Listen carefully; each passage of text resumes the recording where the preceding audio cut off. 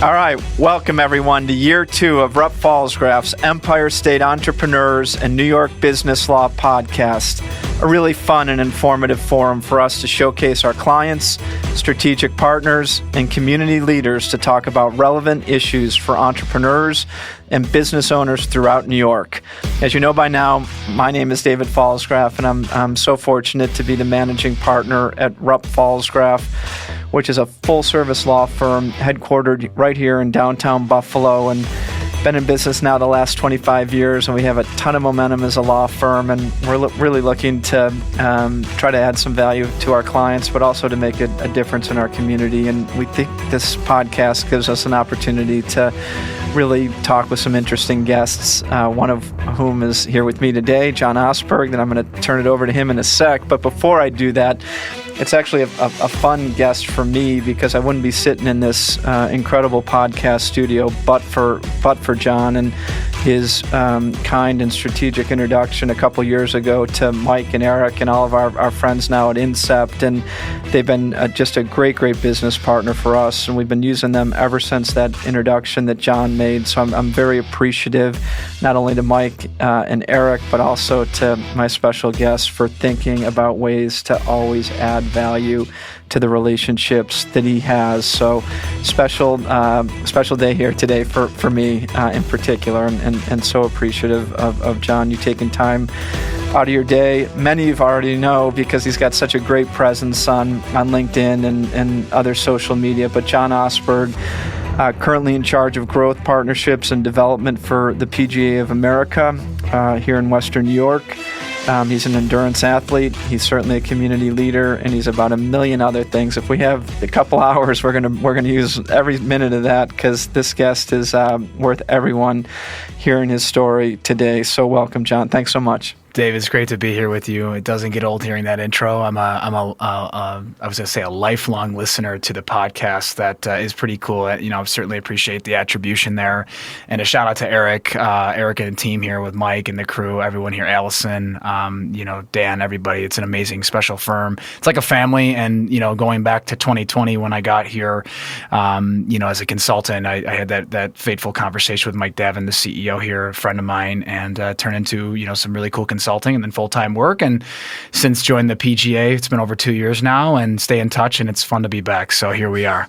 I want to hear all about your current role at the PGA and ways in which we as a community might be able to support some of the really neat and unique initiatives that you're pushing on behalf of the Western New York PGA. But before we do that, I know you've got a very interesting and diverse background, and that you prove, I think, as much as any guest I've had on this show, John, that it's not always a straight line that brings you from one point to another. Non-linear in my notes, Dave, right there, non-linear. That was not pre-planned either. No. But tell our listeners, give us a sense of sort of your upbringing and values that you had during your formative years, and education a little bit, and sort of what led you to Incept back in the early 2020 timeframe. Yeah, no, it's a great prompt. It's funny, I did some homework, as I was telling you before we started recording, that I went back in time. So I used to be a host for multiple shows. One of them was my own, Power of Osmosis, and then here at Incept, the Connect podcast. And it's funny hearing some of the, you listen to some of these bigger folks, like, some of these bigger podcasts, and you hear like David Goggins or Rich Roll or Jesse Itz or some of these influencers, quote unquote, that like have a similar narrative. And I noticed that I had that trend. So I'm going to do it again here all these years later on another podcast. But really, Dave, to answer your question, and thank you again for the kind words and for that awesome introduction that was energizing.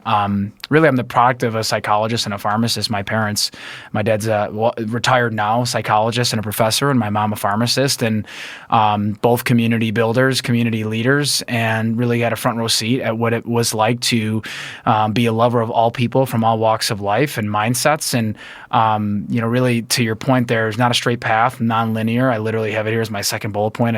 I've done some prep for this because this is a big podcast, and I wanted to strut my stuff and make sure that we had a really engaging conversation. So non-linear for sure. College student at Niagara University in my senior year, I had all these really cool internships, big name brands, Citibank, Bloomberg, Global Investment Research Challenge with the CFA Institute.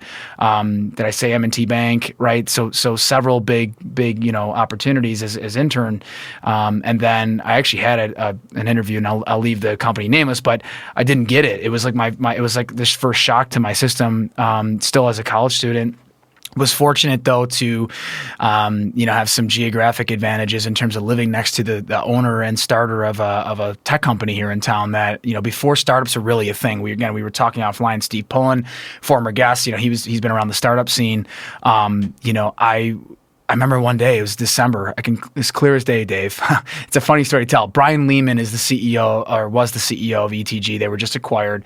But Brian is my family neighbor still, my parents' home in Grand Island. And I'll never forget, I'm outside cleaning at the time, my mom's hand-me-down Jaguar XJ. Ridiculous college kid driving a freaking Jaguar. I'm out here polishing it up. And Brian Lehman goes, "Hey, Brian," or he goes, "Hey, John, what are you doing with your life?" And I stopped dead in my tracks, 21, green kid. I didn't know what the heck was going on. And I was like, well, I'm doing my honors thesis. He's like, I see you on LinkedIn a lot. He's like, you should come work for my startup. It's a good time. I'm like, cool, startup, technology, let's do it. And I'll never forget, the interview he gives me the address. It's in East Amherst. I'm not aware of where this is. So I pull into an apartment complex and I sit in my Jaguar, by the way, my mom's XJ. And I call Brian and go, "Brian, I'm in an apartment complex. What is this the wrong Where's address?" company headquarters? He's Where's like, "Look HQ?" up." He goes, "Look up." And they're sitting in my at the time, his the co-founder, Bab Namagundo, shout out to Bab.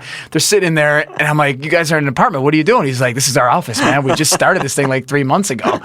And I had no idea. So it was a great introduction, something that I know you are very, dude, classic. Literally eating Old Country Buffet, Subway, like dialing for dollars every day, just, using my personal laptop, my personal phone. We had no clients. So really that kind of gave me. What year? Remind me what year? 2012. Yeah, I'll never forget it. I mean, it was wild. So I was an intern for them, thinking that, hey, this kid John, me, has this huge LinkedIn network already, because I had been on LinkedIn at that point for about 4 or 5 years. When LinkedIn was still pretty new. I had thousands and thousands of connections. So Brian sees that and says, this kid can network. He's had great internships. Let's bring him in. He maybe can help us supercharge this thing, which fortunately I was able to do in some ways, right? Certainly don't take all the credit, but that business is still around today. They were acquired last year, Brian and Bab, the two founders. And so I got this exposure for the first 5 years of my career, Dave, to what the startup scene was all about, and literally building something from nothing. And that was amazing. And then from there, I kind of transitioned to a bunch of different startups and smaller size businesses, including Incept, and have since landed my dream job at the PGA of America, Western New York, where I was a trustee for a good 4 years, foundation side, helped raise a bunch of money, some amazing causes and partnerships and events and fundraisers, and so much so that they were like, "Dude, you got to come work for us full time if you want it." And I was like, absolutely. So here we are 2 years after that, that PGA role started, and it's cool to be sitting here with you kind of talking through it. And we'll get to the PGA. Yeah. And more I would think corporate. I mean, you start off super entrepreneurial, and we'll talk a lot about lessons, I think, for our listeners today, which I always like to do with the special guests that we're blessed to be able to bring on the show, like you, John. But an immediate lesson that came to mind as you were talking about that, the interview and going up to the apartment is just how open-minded an entrepreneur has to be. Or it's not always a corporate setting that you're going to find yourself in. It's not always the quintessential or a sexy job or anything like that. It can be garages, it can be apartments. And for you back in 2012, did it force you to sort of look at things a little bit differently than coming out of a great school like Niagara, having opportunities to work at more traditional employers like a large institutional bank or any other the opportunities I'm certain that you had coming out of Niagara? What was your mindset then, or how did it change as you began to see how the real world works for an entrepreneur? No, it's a great question, Dave. It was amazing to see, again, just that behind the scenes, because remember, startups weren't really a sexier thing in Buffalo, at least, until all of a sudden, there was some things that were under the radar or bubbling, and I don't want to take anything away from Z80 or any of those individuals. They were amazing, but it was 43 North that I think that really put it on the map, literally across the world, the country and the world, and that would have been 2014. So in 2012, at least for me, right, 21-year-old college student, I had really no idea what a startup was. Yeah, sure, it's a new business. You're starting your own thing, LLC, whatever it might be. And so to your question there, it was forced growth. It was like, I thought I was super excited by it though, right? I had never really thought I'd be working for like this. I literally was employee number one. I mean, it was these two tech professionals who were in their 40s, and then there's this 21-year-old kid rolling in who's got all this energy, as you can feel it through the microphone, the screen right now. If you're watching and listening, our millions of watchers and listeners, by the way, we're gonna manifest that. It's something I used to say on my old shows, man. Never happened, but one day we'll get there. We'll get there when I fire up Power of Osmosis again. So to your question though, absolutely. And the one thing that clicked really quickly for me, Dave, was like that instant feedback that you would get when you are so close to the starting of a business. Whereas if I went to a larger firm, I'm going to be, I hate to say it, but kind of bottom of the totem a little bit, where I'm 21, 22 out of college, just got my degree, learning my way. In this business, it was like, no, John, like you're 21, but we're looking at you like someone who's like an immediate impact maker in this business, in which over time in the first 6 to 12 months, because then I converted to full time. So I had 6 months of kind of like, it was an internship, and they're like, look, if you do a decent job and we make enough money, we'll bring you in as a full timer. So literally my graduation date was May 13, 2013. And May 15th, I was in there, quote unquote, full time. It was wild. It was wild. So it definitely, there was, and like you said, this will be interwoven through our conversation today with entrepreneurship, but there's a grit, there's a resilience that you have to have that I knew I had because I was an athlete and I had done some cool things, I guess, up to that point, but it really unlocked a lot of things that I don't think I necessarily had, like intangibles, tangibles, because there's some forced growth in that. And despite your line of study, and what was that at Niagara? Finance, economics, psychology. Yeah, probably should have known that. Yeah, but I figured finance was probably in your background. But like getting out of that comfort zone, you go big bank or you go to a larger corporation. Maybe you could have played to that strength. But talk to our listeners a little bit about.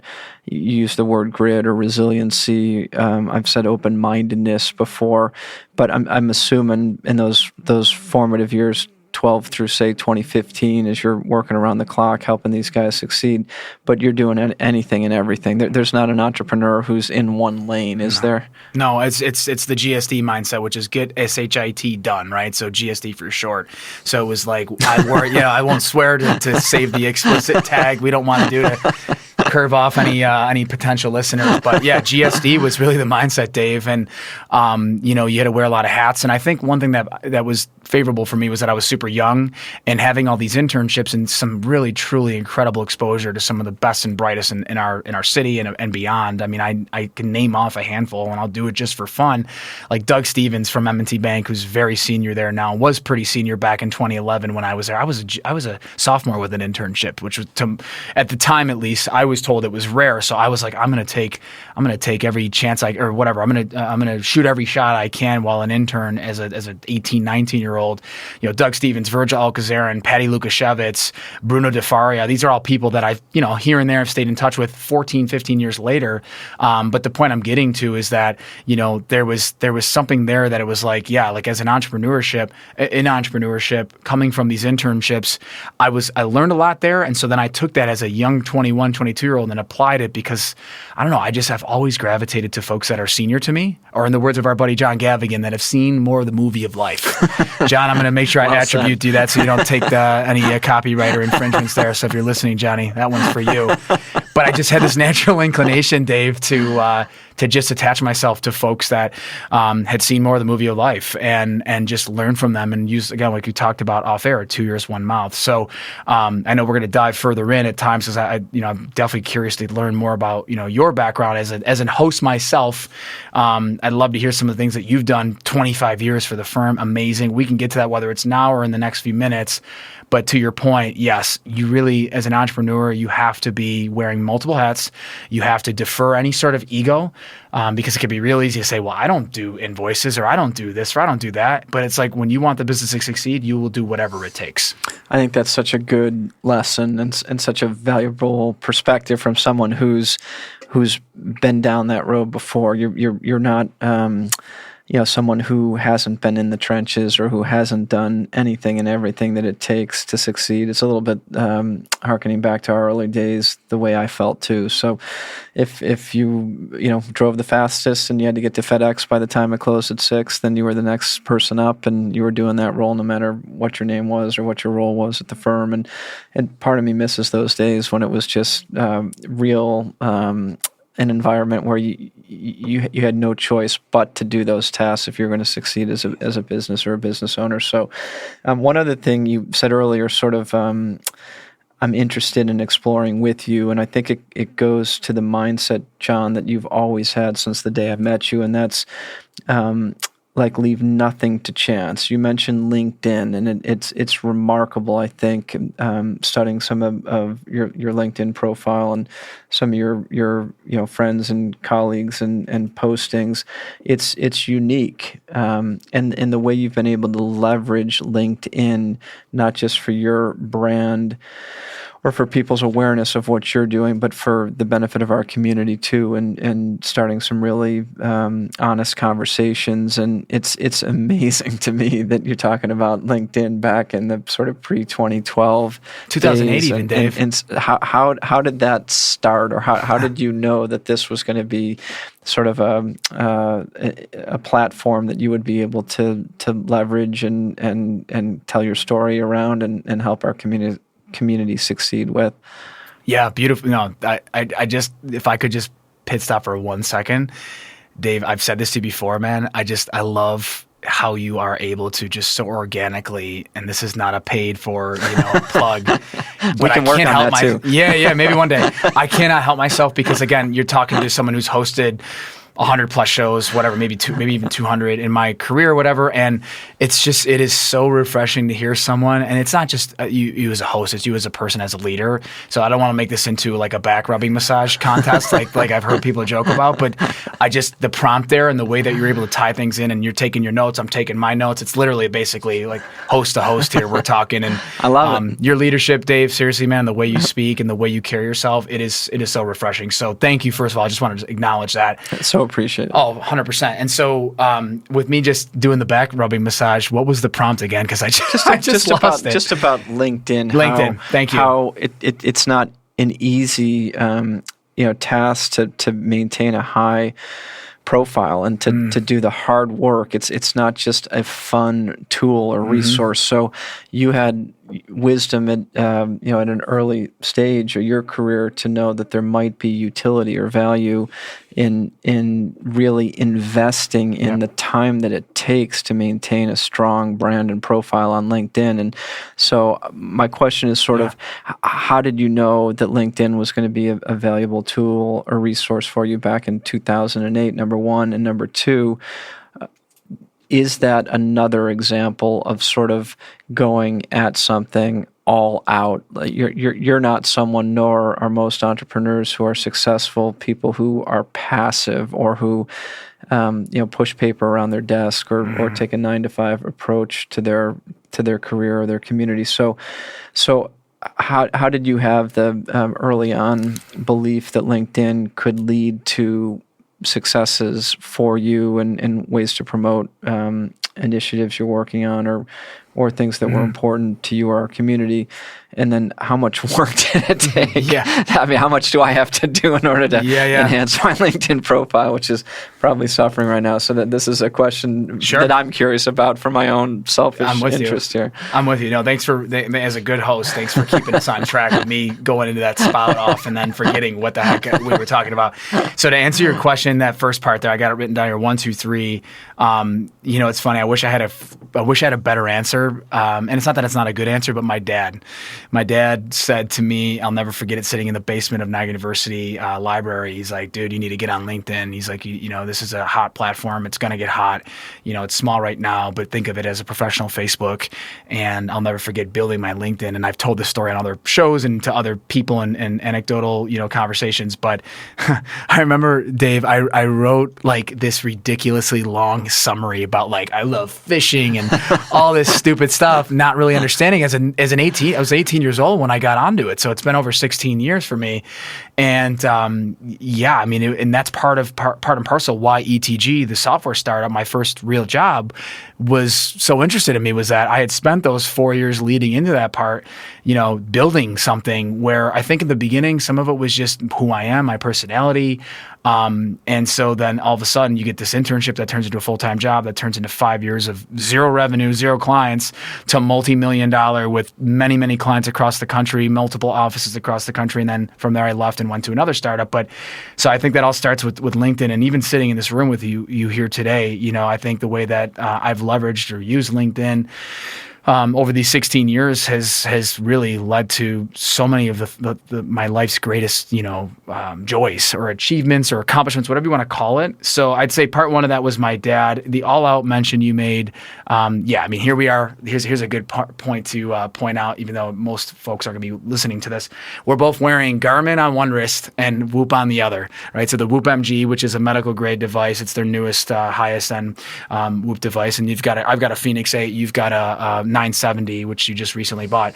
So to your point, all out is really, it's all gas, no brakes. And so I will say with Whoop though, in case for some reason Will Ahmed, the CEO's listening, yes, I do pay heed to my recovery days. But for the most part, whenever I have a chance to go for something, we're going to go, right? And so all out, to your point, entrepreneurship really is that. It's a full contact sport, Dave, and you know it better than most with 25 years. Congrats again at the firm. And then, the all outside of things too, where you're not just you use the phrase shuffling paper. I said this to you on the phone last Friday. Respectfully assertive is kind of like my brand, respectfully assertive. So it's like, I'm not going to annoy people to death and do some of the things that have happened to me on LinkedIn or other platforms. But, I want to be candid. I want to be direct. I want to be respectful and say like, hey, we're talking about X, whether it's a business prospect or a community donor, whatever it might be. Like, I'm just trying to get some clarity on that. And it's been 6 weeks since you gave me, an update. Like, I'd really appreciate it, and also depressurizing that. So respectfully assertive inside of the all-out example is something that I think that entrepreneurs will identify with, because you have to get clarity and find those answers while you're building something. And then lastly, enhancing yours, we could get that done in an hour, Dave. Enhancing your LinkedIn, man. What are you doing after this? Listen, dude, with what you have done in your real life, that's the best part though. You have to have credentials. You have to have substance in order for LinkedIn to actually work for you. You, my friend, not that you need my validation, but you have done that and will continue to for many, many years, I'm sure, onward. But so that's part one, is you want to be the same person in the street as you are on the screen. So sometimes you meet somebody, and this is an example I give, I won't certainly name names, but I'm on a little bit of a diatribe, and so I'll cut it after this. But on LinkedIn, some do's and don'ts quickly are, have a recently updated profile picture. Nothing worse than sitting at, Spot Coffee or what is it? What the heck's the coffee spot at Washington there? Public Espresso. Public Espresso. Right? Good shout out for them. Right? Big shout out for Public. Yeah, Spot's fine, but Public is the place. I'm sitting there 5 years ago waiting for this guy that has been LinkedIn-ing me, and I'm sitting there looking around. I'm messaging, hey, dude, like, I'm here. I don't see you. Where you at? And he's like, no, I'm here. And then eventually he spots me, so he's waving, and I'm like, I'm sorry, who are you? And they're like, yeah, no, it's me, so and so. And then I'm like, so we do the coffee. I'm like, this first 5 minutes, I'm like, who is? Oh my God, it's this person. Their picture was 20 years outdated. And then also, there's a thing about how you are on the screen as you are on the street. People are going to know, like Kyle Simonelli, shout out to our buddy Kyle there and his dad Paul. They're two greats there. Kyle said to me, I knew you. He's like, I knew you before I actually knew you, John. And it was because of your LinkedIn presence. So all that to say is this is a great prompt and call to action, a CTA for me, because I've been a little lax on my LinkedIn game as a new dad. And I also had some feedback recently that came through that was a little bit shocking, if you will, in some ways, that I kind of had to step back from what I was posting on LinkedIn and just kind of reimagine. But I kind of did before today's podcast, I went back in time and looked at my recent posts, and I was like, I need to work on this. So this is a great prompt. So thank you, Dave. That's great. I need to work on it. Good friend of mine, you may know over at Ferguson Electric, Tom Murray, sort of was an executive coach before one of his clients, Ferguson, brought him in-house at Ferguson. And when he was coaching some of our attorneys, he had a great phrase that I think, speaks about who you are as a person, John. And he used to say, hey, it's great to have a plan or a strategy, but what sort of intentional and deliberate behavior are you backing up that plan with? And it really is a great reminder that whether it's LinkedIn or helping to a startup succeed, but it takes, we can talk about grit and hard work and initiative, but so that intentional behavior, you have to be very mindful of, what your goal is or what you're trying to accomplish. And Tom used to teach all of our lawyers that a marketing and business development plan without intentional and deliberate behavior is going to get you nowhere. So it's that follow through. It's the hard work, as you've just talked about, John, that it takes in order, for an entrepreneur, in order for a young lawyer to succeed. I think it's a combination of that self-awareness piece and what is it that I'm trying to achieve here, and then what steps do I need to take and hold myself accountable to in order to accomplish those goals. And you're a person who sort of, I see, practicing what you preach. And it's funny, we'll get into some mental health and some endurance athlete topics that I'm excited about, but I won't ruin some punchlines or some funny anecdotal stories about how just intentional your behavior is, John. But I think really valuable. LinkedIn is an example of where it shouldn't be superficial or it shouldn't be inconsistent with who you are as a person. I like when you say it should be reflective of your values and your level of engagement. So that's a great takeaway for our listeners. No doubt. Also, so many topics, but one I do want to ask you about in ways in which potentially our listeners or our community can support you. I know you're doing just wonderful work for, the Western New York division of the PGA of America, and it's a unique role. And I know you're a passionate golfer and a very good golfer, and always have been your whole life. And I've been out there with you. I know personally. I'm not talking from anecdotal stories. It wasn't the best one there. Wasn't my finest. Tell me about that role, how it came about. Yeah. You're sort of this serial and driven entrepreneur and successful in your own right, but you have a chance to talk with the PGA of America about really trying to build some momentum here in our community. So how did the role come about? How have you found that role the couple of years you've been in it? And sort of what do you think, what sort of impact do you think you're having in our community by virtue of that role? I love it. No, thank you. This is awesome. Yeah, and we'll get to the intentional, deliberate piece about once we get to the endurance side of things and mental health. But to that prompt, it really is. It's funny. It's a story I haven't told in a little while, and I'll spend the next minute or two just shedding light on the origin story of it, Dave. And I planted a seed in 2019 with the folks at PGA. At the time, it was Steve Bartkowski, a good friend of mine, who's now the CEO of Colorado PGA, which is a massive section. They have 850 professionals to our 275. So their scale is major, and he's doing great things out there. So Steve was a friend through my time in the golf industry locally with Encore Golf and others. And I planted a seed with Steve and said, look, man, I love what you're doing here. I love your leadership. I love what the PGA stands for. It's the world's largest sports organization with 31,000 plus members. And I planted a seed with him in 19. Kind of a shot in the dark because it's a small section, and we'll get to that in a little bit. But small section and foundation. But I planted the seed, and no more than 6 to 8 months later, Steve had asked me, after doing some great volunteer work for them, just complete volunteer, time, energy, resources kind of thing. He was like, listen, I've identified you as one of 4 foundation trustees that we want to start with. And it was, 3 other individuals who were well known in kind of their respective niches. And he's like, I'd like you to be one of them. What do you think? And I'm like, I'm honored, man. And that came with a financial commitment. It came with, trusteeship roles as someone who's a financial booster, really, right? And you know how it works. And so I went all in on that. And honestly, I never in my wildest dreams thought I would actually have a chance to work there, because when you look at it, Dave, like our section at most has 5 to 6 full-time people in Western New York, right? We are the authority of golf. For those who don't know, the PGA of America, specifically Western New York, we cover from Niagara down to Buffalo, over to Rochester, and ironically down to the top of Erie, so like PA area. So that is actually in our footprint. So think of them as territories. There are 41 total. We're one of 41. We are ranked 38th for scale. So there are only 2 or 3 others that are smaller than us. So we're small, but we're the mighty that could. And so anyway, in doing all that work, I was then, I had an opportunity afforded to me to come in as Director of Development and Partnerships. And that was actually July 26, 2023. So just over 2 years ago. And so it was just a great story, though. I just want to highlight back to that 2019, planting of the seed.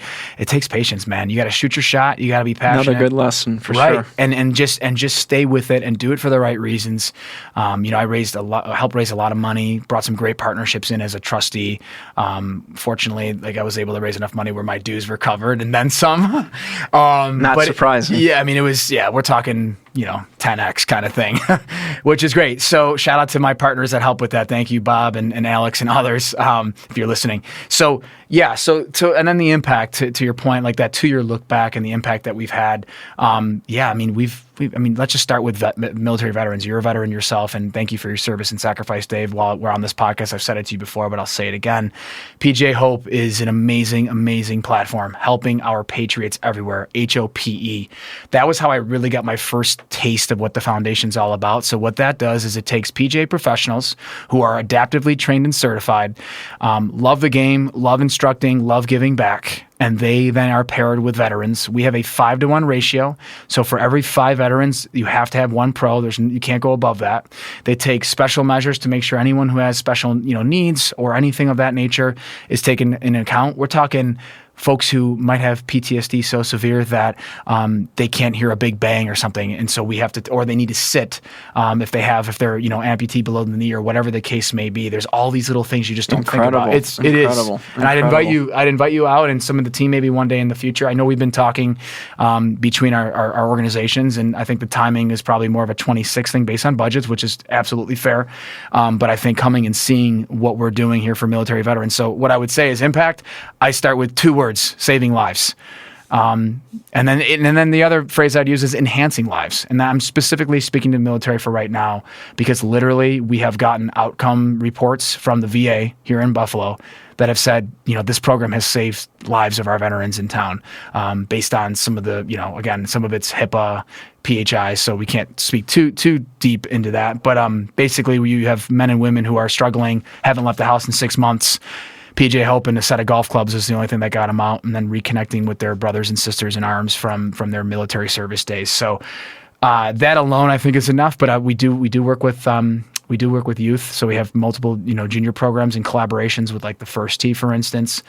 We partner with Buffalo Police Athletic League as well in the past, and all sorts of other really just I should also say drive, chip, and putt. Matter of fact, we have one tomorrow.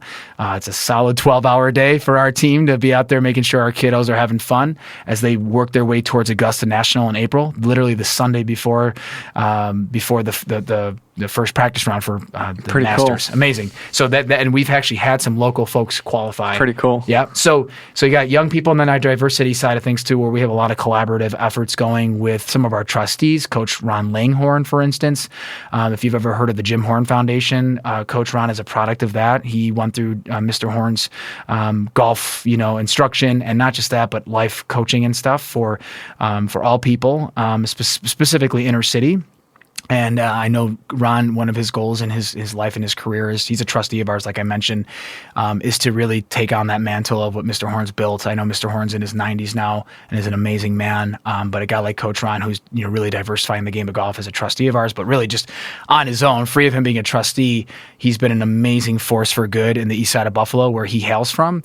And so we've got a thing called PGA Works, which actually is a fellowship program inside of our foundation that is it used to be a 12-month thing, but now it's a 6-month fellowship that we're actually underwriting extra months on, where we are then giving fellowships to people who are typically untraditional and call it sports, but also in golf. So we're doing everything we can through some grassroots efforts, some of our boots on the ground, and then just some other one-off stuff that we're doing to just keep planting seeds so that people of color who historically have not had a chance to play the game that we all love, you and I love, have more chances to. So on the foundation side, a ton of impact. On the professional side, we've got great professionals who are helping fuel this programming, and they're having fun. They're playing in great golf tournaments, and they're helping grow the game as well.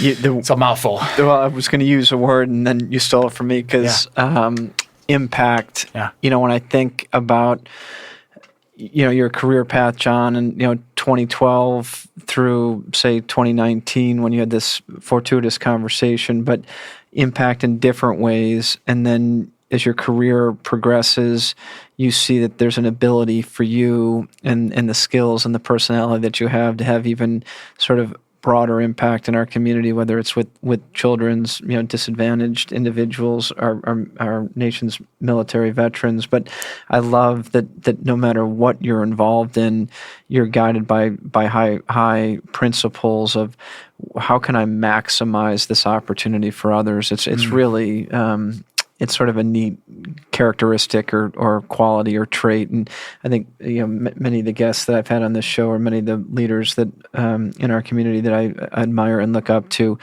just their ability to change the lives of others is profound. And it's not just what's in front of you today, but it's what can we do as an organization, or what can we do as a law firm, or what can we do as a community to think about those who haven't had these chances that we've had. And so I just love using golf as a metaphor for life, but your ability to have an idea or see something that was intriguing to you and sort of take a step back from, call it what the normal path an entrepreneur would lead, or launch your own business, or do this or do that. Maybe all that remains in your future someday, John, but for today, you're focused on creating the greatest impact that you can. That's really unique, and I think it's admirable. And I love that no matter what you have going on, you're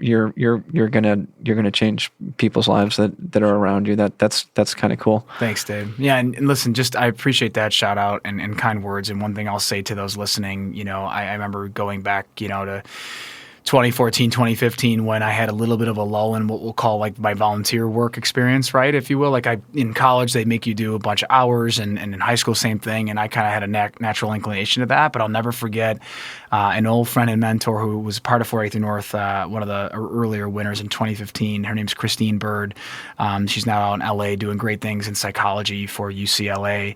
But I'd never forget her, being that final push for me as a friend and a mentor, because I was like, I want to do stuff with the first tee, this and that, but I don't know what to do. And, you get in your head, right? So you're like, oh, there's probably already all these coaches, and they don't need me. What do they need me for? And I'll never forget, we were sitting, hanging out, I don't know, we were probably at some restaurant or something. And she's like, dude, she's using expletive. She's like, get your ASS, right?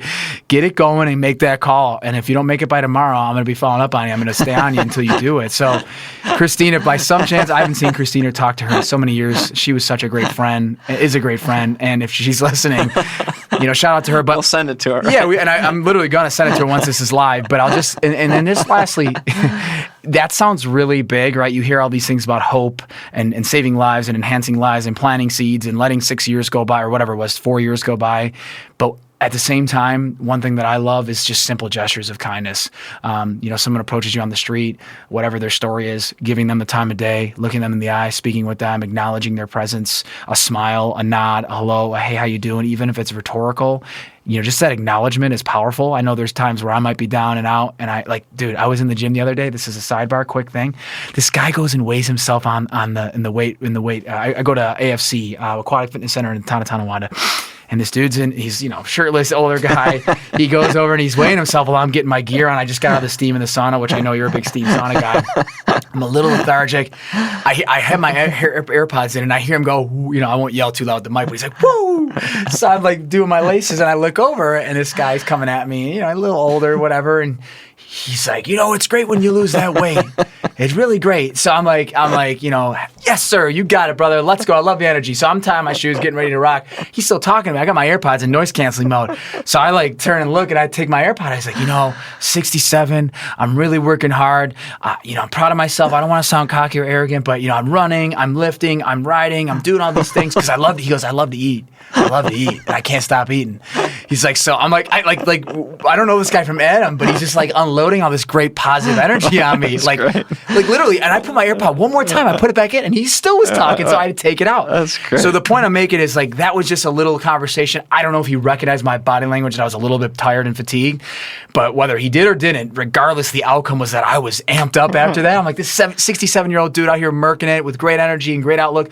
Let's go in there. And I was in there for 98 minutes from there working out. I can do this too. Yeah. So just little things. Perfect example. Yeah. Sorry to rant. I love it, man. How to find energy and little how to things. pay it forward. And I want to ask you about that because another area, John, in which you've inspired me and others is sort of on this mental health and physical fitness journey that's always, I've been front and center for you. And I'll just tell a quick anecdotal story that my group of my son Jack's friends got behind some mental health for guys in their 20s and 30s that had been struggling, and created this mind over miles challenge, and we had them on the show a few months back, and they told some really inspiring stories about some adversity that they were trying to overcome, and how they used this walk around Delaware Park, this 24-hour walk around Delaware Park. In the first year, they had 12 or 15 participants. This year, they probably had close to 100. They've raised a ton of money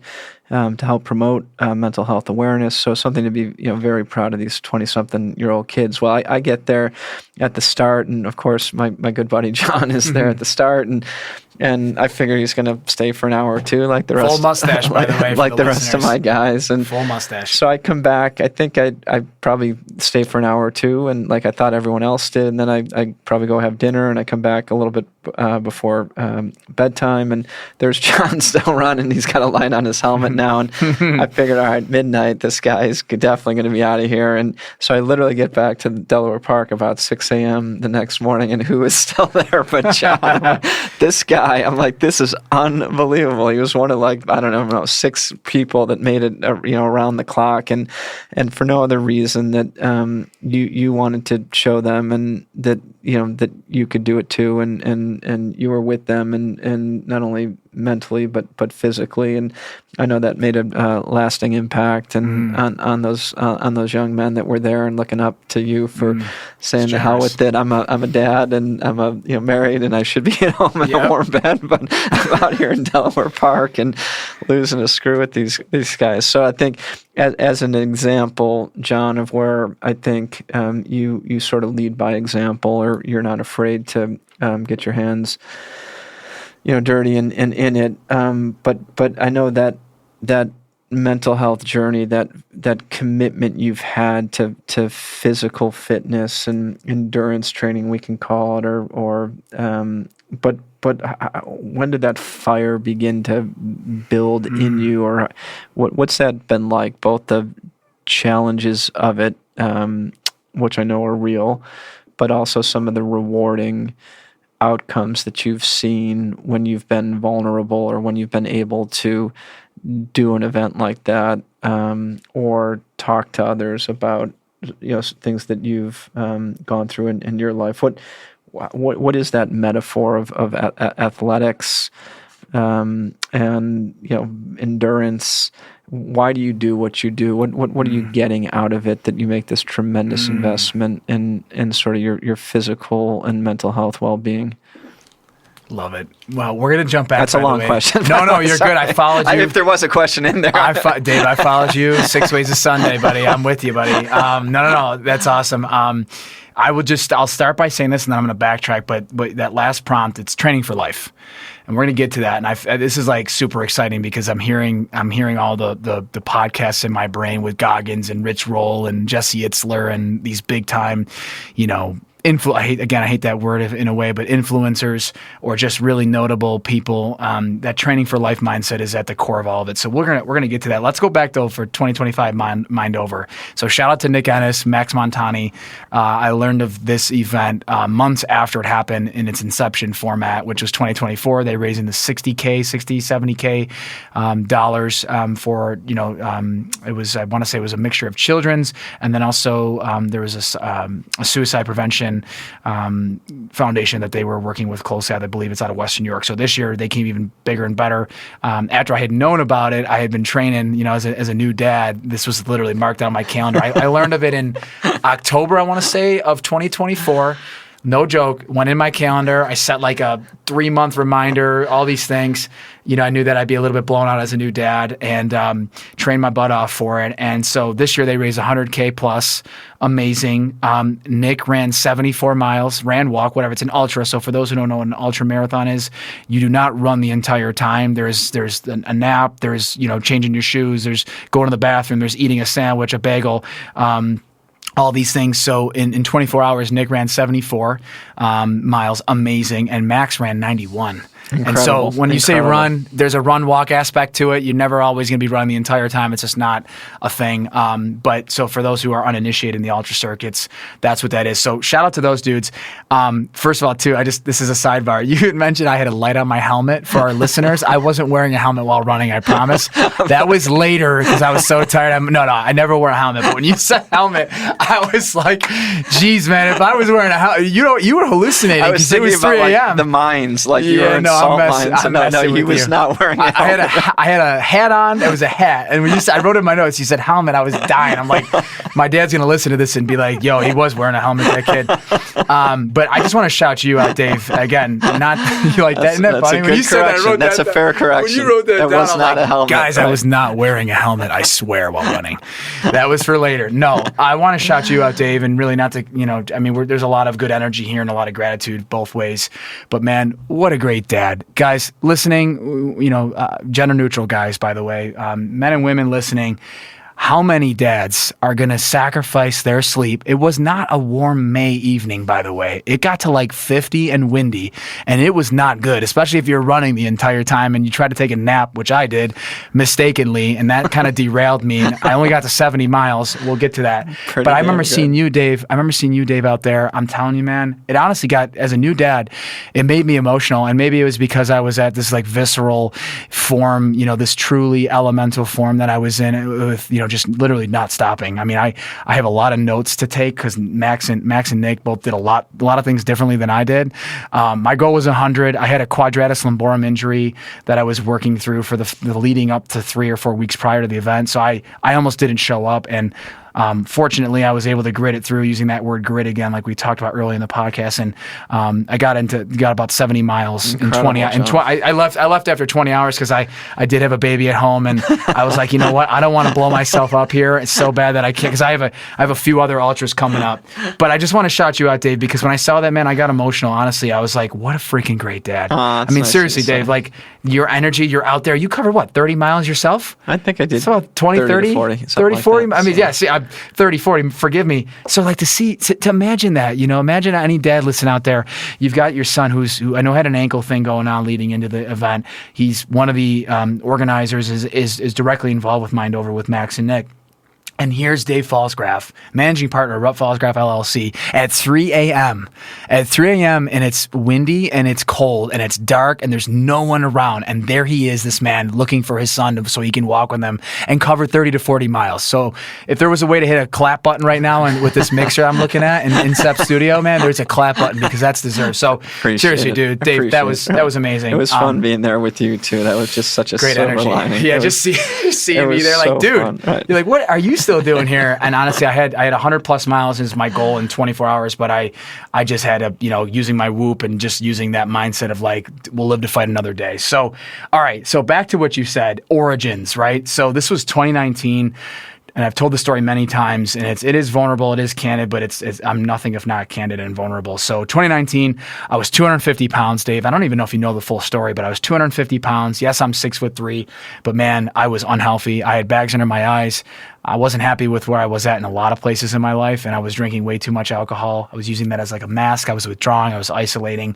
I was struggling to walk up the stairs, man. I was at those cornerstone moments, those watershed moments where, man, I need to get my crap together here, and I need to figure this thing out. And I'll never forget it. And I'll just tell it here because it's visceral. I was trying to tie my freaking winter boots, and I literally had to take breaks because my abdominal area was so bloated from just bad eating and bad lifestyle and alcohol. that I had to take breaks to tie my freaking shoes because I was compressing my diaphragm. I was like coming short of breath. So shortly thereafter, I decided that I was going to cut alcohol completely out of my life. And fortunately for me, I didn't have to do anything like professional. It was just, it's done, get it out of the house. We're gonna turn this pain and this whatever you want to call it, these traumas or issues into just pure jet fuel to drop in weight, run in marathons, ultra endurance events, and get super healthy and super dialed in and be the best version of myself. And COVID hits a few months into it. There were a couple of events, kind of meet and greets and happenings that were certainly instrumental into like the spark that then turned into a bonfire that will literally never be put out here 6 years later. But basically, I lost like 40 pounds in the first 6 months of 2020. I'm doing all these outdoor workouts with buddies of mine. I got on Whoop, Garmin, all this crazy stuff. And I ran my first marathon and I ran it 3 hours and 10 minutes. Amazing. And Dave, this is not a touting. This is not a touting story. What it is it's an example to those who think about this and hear me talk and say, man, the John prior maybe is more aligned with who I am than the John that is today. And I will tell you this, as an athlete and a data guy like you, Dave, I ran like 12-minute miles at like 180 BPM for like a mile and a half in January of 2020, like dying. Dude, my best mile at the end of that same 12 months inside the calendar year was 5:04. That's 5:04 at the same heart rate. Insane. At the start. So insane. So really what it comes down to, everyone that's listening, if you're seeking, if this is anything relevant to you, is, man, just start small. As silly as that sounds, and as probably as many times as you heard that, start small. And that's what I did. It's great advice. Yeah. And literally, like, so many people want to think back 2 years ago where they're like, I used to run 5 miles at 8 minutes pace and all this stuff. But since then you've put on 20 or 30 pounds and you haven't run more than 10 miles in the past 12 months. But you think you can go because it's an ego thing, Dave. Don't do the ego thing. Just go out for a walk for the first month. Then maybe do a half mile or a mile or 2 miles and slowly work your way into it. And don't disadvantage yourself to shin splints and all these things because it wasn't done properly. Patience truly is a virtue, and it is key if you want to get physically fit, and then not just physically, but also mentally. So it all started in 2019 at the end of the year. I haven't drank since. It'll be 6 years this December 29th, and I'm proud of that. And I don't demonize alcohol, just not for me. And then, like I said, I turned that pain or whatever it might have been, and I bundled that up and I turned it into this fuel. And now as a new dad, to finish this kind of story, Dave, now as a dad, man, where my kid, she'll be 9 months soon. Obviously she doesn't fully recognize things now, but in another year from now, she darn will. And she's going to have parents who don't drink alcohol. They rarely eat meat. They eat really clean. We're not on social media outside of like LinkedIn. We don't watch the news. We do all these things that promote health and wellness because it goes back to that theme. And I'm going to pound on the table for 1 second, and it's training for life. So if things are going sideways in your personal, professional life, all this fitness that I do day in and day out, week in and week out, month to month, year to year, is because it's prepared for any sort of thing that comes my way that is adverse, whether it's professional again, or it's something that's happening in the family, or like literally, dude, there's been a couple times where I'm walking my dog, I'm 2 miles from home and I'm with my wife or whatever. And remember one time he had a bee sting. I had to run home, dude, to go get the car because he couldn't walk. What else are we going to do? We're 2 miles from home. So I literally give her the leash and I gun it. I run 2 miles in like 11 minutes or something crazy. Right. So I digress. But the point is like, yeah, it's near and dear to my heart. And that's where I'd love to hear from you as I just kind of ranted a little. Like, look at you, Garmin. You got the Whoop. We trade off on our health spans. You're super young. You're super dialed in. Dr. Kaplan. I'd love to hear, maybe we can start that zig and zag here, even though we're already like 45 minutes in.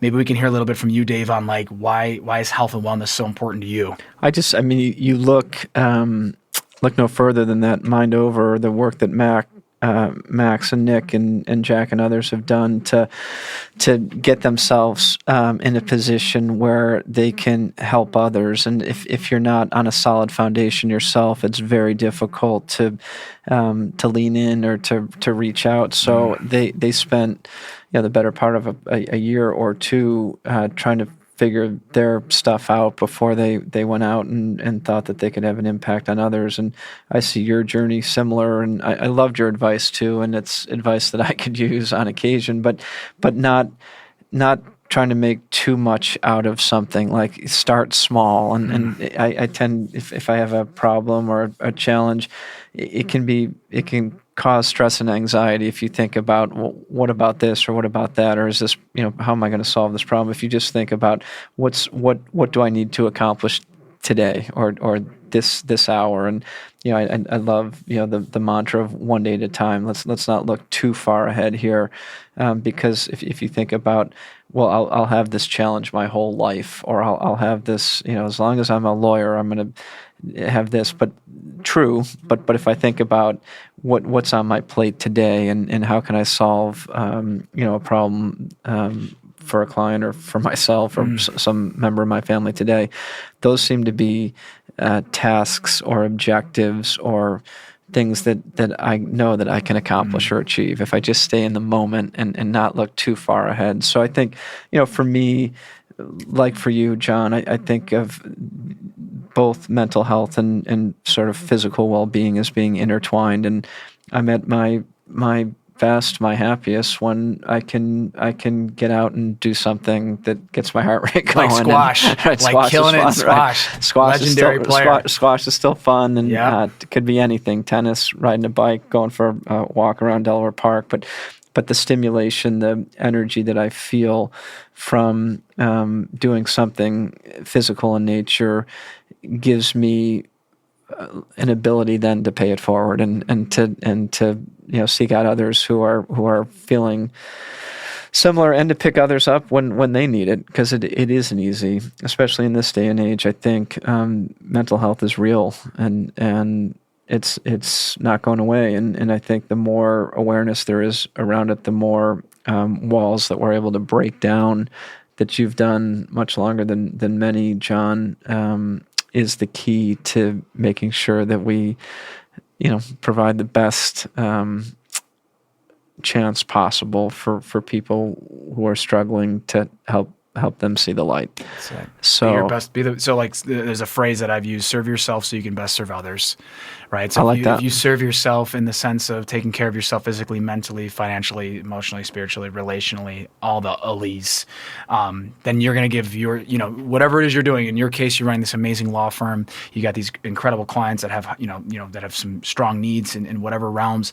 You as a professional, you're only as good as a professional as you are as a person, right? So if you think about, like, I'll use myself. I mean, going back pre-2019, I'd be showing up to the office with a raspy voice, coming in late, hungover, whatever the case, groggy. I mean, literally, Dave, I have a raspy voice as it is, but man, when I was still a drinking man, I'd come in, I'd be on a big call, like, at ETG back in, 2012 to 2017. And like, I'm a little embarrassed to be candid. Like, I'd come in and I was young and I was in my mid-20s and all that. And we got to learn, but it's just further fodder for me to continue on this path, because this is how I like to live. This is the way that's most optimized for me. And do I like to be an example for others? It's not really why I'm doing it, but it is cool to hear, like, hey, dude, I stopped drinking. I saw that post, whatever, that conversation we had, and I haven't drank in 6 months or 12 months, and here's what I've done since then. I mean, dude, there's nothing better than that. There is no price you can put on that.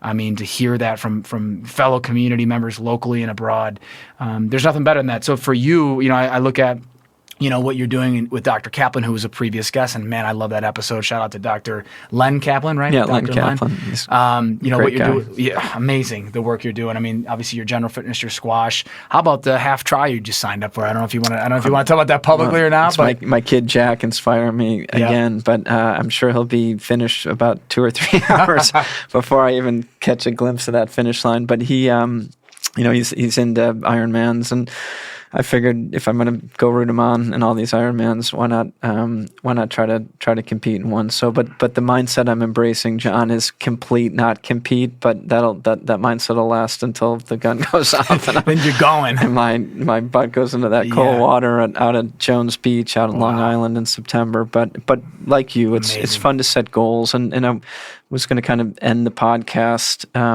or come close to ending it with. Yeah.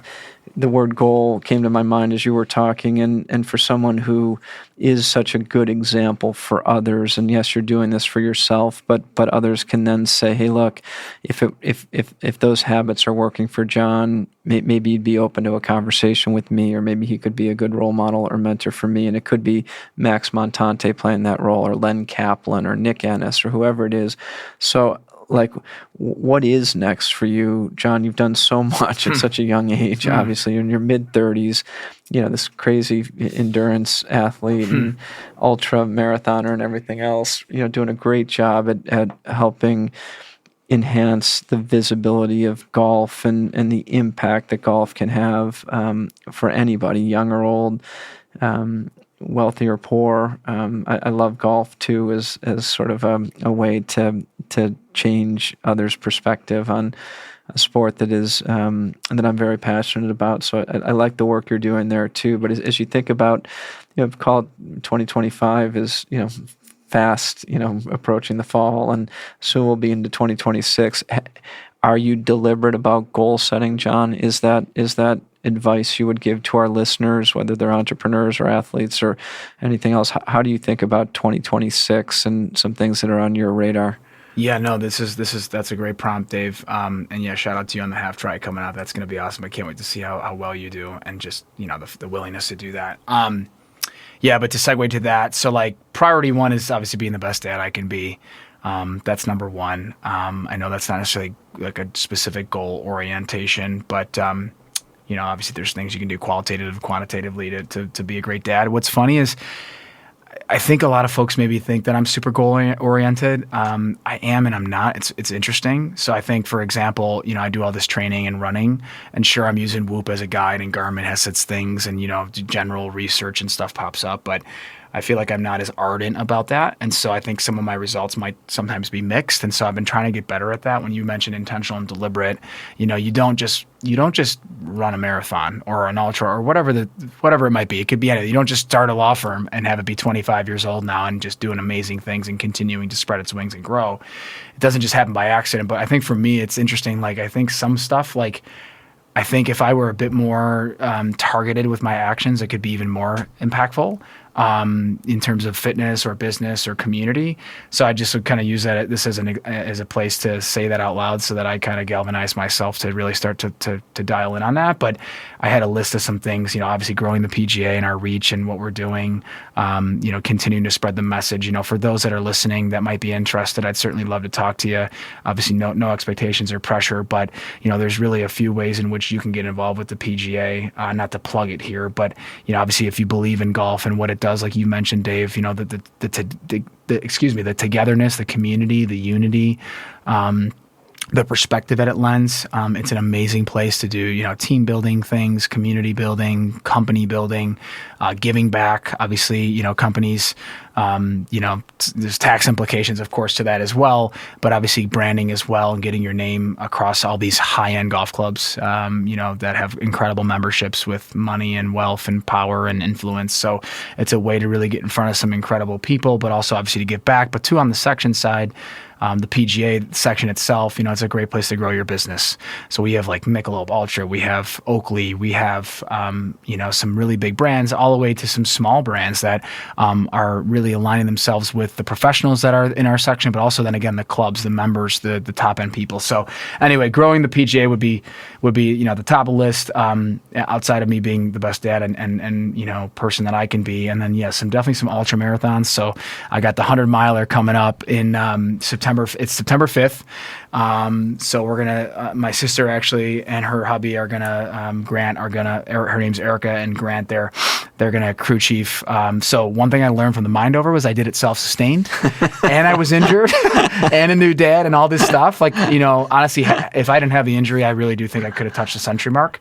But I didn't. I watched what Max and Nick were doing, dude, and it's their event, and they have the great connections and put the work in to get the resources. They got the tent, the heater, the homemade food from the Patina 250 guy. Here I'm eating these disgusting cheese turkey sandwiches that aren't even cooked. I'm eating bagels and tons of cream cheese and barely sat. I didn't really change. There were so many things I did that I did an after action report, military term.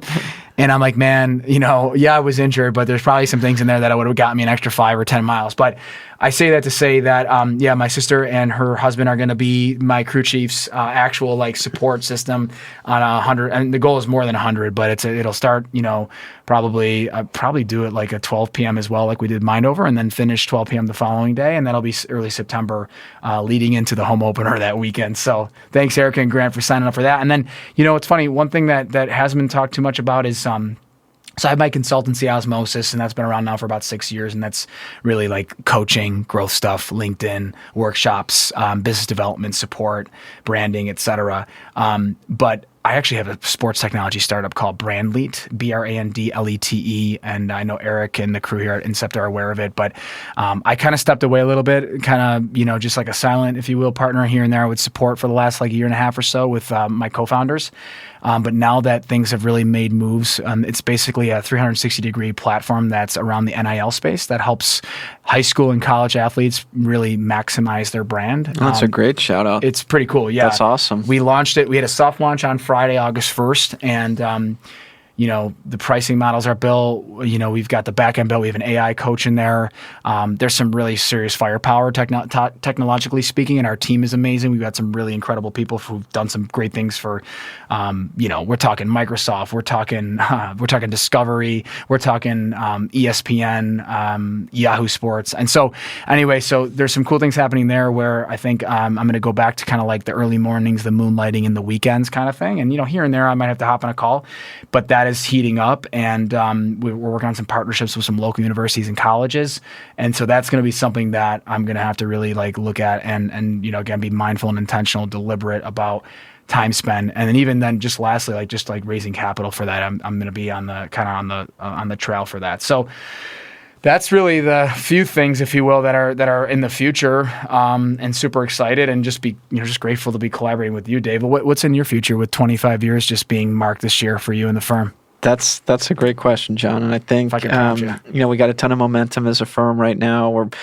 I'm heading out to Rochester and then Syracuse. We've just opened an office in Syracuse, so I'm going to go meet with our 2 lawyers who have launched that office, and then on to Albany and Saratoga Springs on Wednesday to spend the day with those 10 lawyers. So, we have a good story to tell. I think the key for me is to make sure that we've got 80 lawyers aligned on what our plan is, what our strategy is, and to get out there and to be able to tell our story to others. We're still a scrappy, overachieving, punch above our weight class firm, and we just we have an opportunity, and that's what excites me most about the future, personally, professionally, is sort of in as I listen to you too, I think about potential, and I was going to sort of end the podcast with encouraging our listeners to reach out to you, because your enthusiasm is contagious, John, and everyone that knows you, that is a phrase that I think would be used frequently to describe you. And I think of the potential that you have, and the potential impact that you could have on an individual, whether it's telling your story or coaching them or mentoring them, and then the opportunity or ability that my organization has, but you in turn have an ability to have such a profound impact on our community because of the level of enthusiasm, excitement, energy, positive energy that you bring. So, I challenge you, and I'm sure you'd throw it right back at me, but to try to maximize that potential that you have that maybe others don't have, to pay it forward a little bit. And you just outlined 5 or 6 different ways, whether it's, being a dad or promoting the PGA or the startup that you're still working on. Man, you got a ton of arrows in that quiver, and I know 2026 is going to be a banner year for you. So we're definitely having you back after the Ultra. I'm going to be the full-on host though, because I as I sit here candidly, I'm nothing. Well, Eric's got to go home soon. I know. Eric's like, man, I got to get out of here, dude. This has been my longest one yet, so we should be proud of that. We should be proud of that. So that's going to be. I didn't know if I could make it an hour walking around Delaware Park. I didn't know if I could make it an hour on a podcast. We've done both. both. Hour 14, brother. I mean, I know in all sincerity, I sat here as I was kind of like the brain just kind of going on and buzzing off a little bit of how I have all these other questions in my outline that I didn't get to with you. So we might have to do a part 2. But really, I'm in. We'll flip the script. Yeah, it's all, well, look at it. And listen, at the end of the day, podcasts are great, but the key to podcasts are, you want to get a few things. You want some energy and some insight, but maybe even that action, that inspiration of action that says, I haven't, ran or walked or moved my body in the right way. So I'm going to go put that half block in or that block in, whatever it is today, or I'm going to start up a company that I've been wanting to start up, or I'm going to cut out, whatever it is, right? And so that's part of why we're sitting here today. It's not to just, do the tell stories and make jokes and all these anecdotal things that might just be unique to us, but it's really truly about those that are listening. And to think that I'm sitting here where some of these incredible leaders have sat in this same chair I'm sitting in is pretty incredible. And the fact that I kind of connected it is wild. So just keep dreaming. Not that I'm trying to give unsolicited advice, but just keep dreaming, keep swinging that bat, that club, whatever it is, because you get to then sit in front of an incredible person like Dave Falsgraf here with this beautiful studio at Instep Digital and talk through some great stories. And this is just the beginning. So shout out to you, Dave. Thanks, John. That was awesome. That was awesome. Thanks for your time today. Yeah. See everyone.